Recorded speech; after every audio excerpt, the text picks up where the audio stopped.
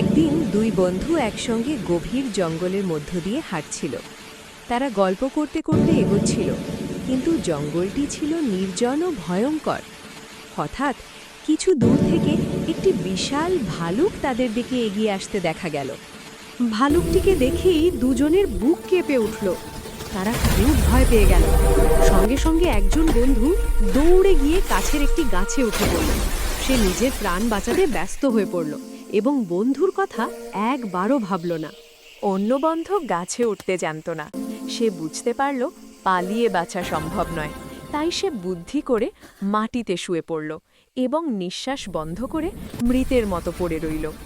ভালুকটি তার কাছে এসে মুখের খুব কাছে গিয়ে শুকতে লাগল।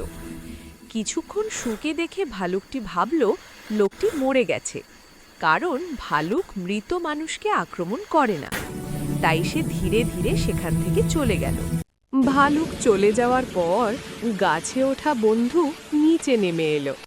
সে হেসে বলল, ভালুকটা তোমার কানে কি বলছিল?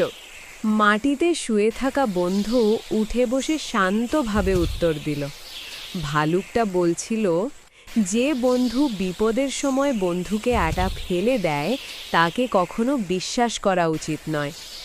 এই কথা শুনে প্রথম বন্ধু লজ্জায় মাথা নিচু করল। গল্পটি কেমন লাগলো? ভালো লাগলে লাইক ও সাবস্ক্রাইব করে নিও।